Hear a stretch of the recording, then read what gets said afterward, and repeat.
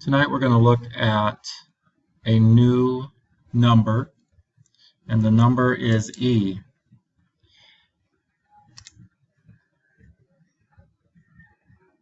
E, first of all, is an irrational number,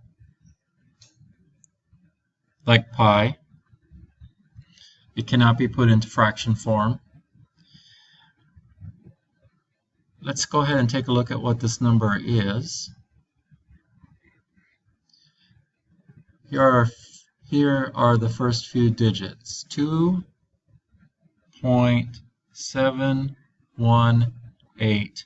That's usually what people memorize when they memorize the first few digits of E. It's invented by a man named Leonard Euler, and like I said, it is irrational, and it's found in nature quite frequently, this number, just like pi is.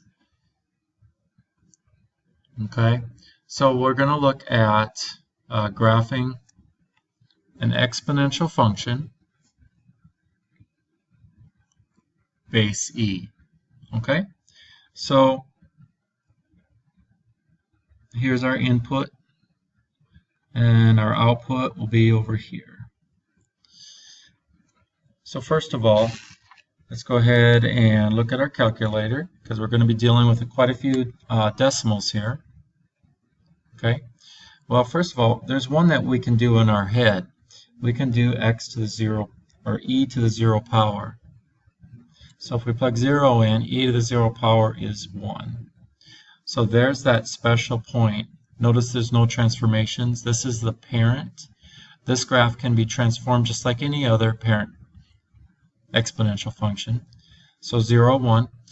The k value is 0. So we would have an horizontal asymptote. Sorry guys.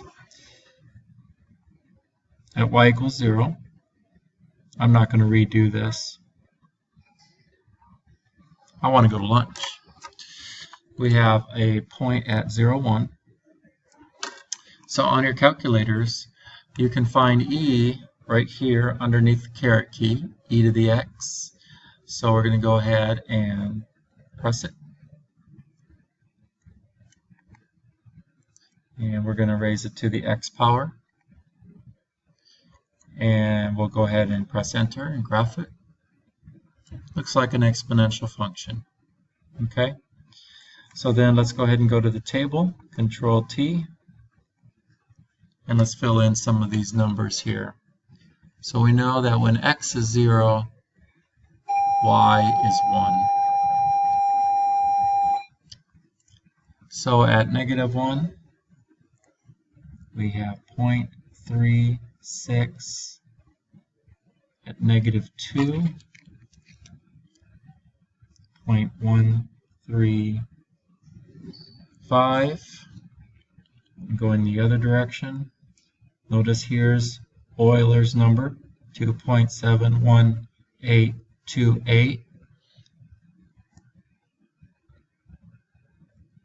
Okay, so why is Euler's number found here? Because remember, from here we would go over 1. So e to the first power is going to be e. And we just found out that e is 2.718. So we'd go up 1, 2, approximately 718. We know we're going to go along here and curve on up. So when you're graphing an exponential function base e, we still have a horizontal asymptote, which is your k value. Okay, we still have the 0.01, which gets translated if that is occurring. Okay, and e is an irrational number. Okay, now let's take a look at another equation.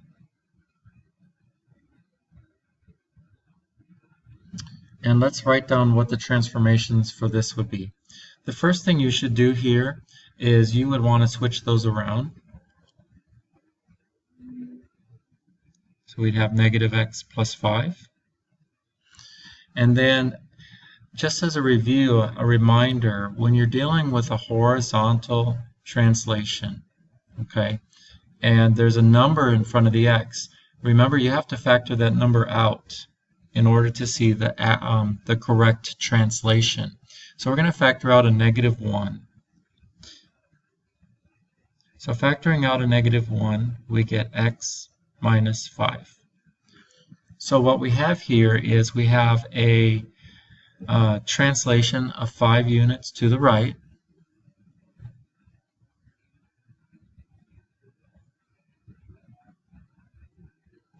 And we have a reflection over the y-axis.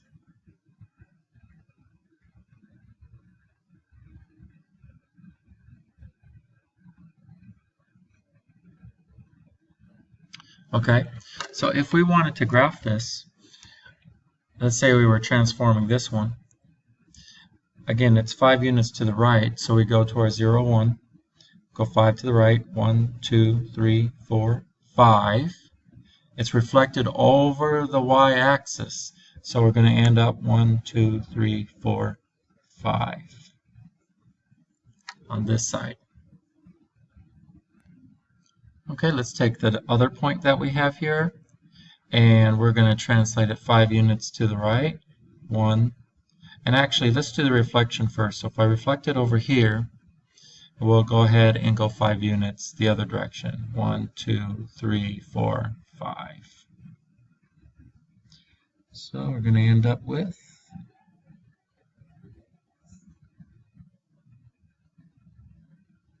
not a very good curve. I could have went 1, 2, 3, 4, 5 and then reflected over the y-axis as well.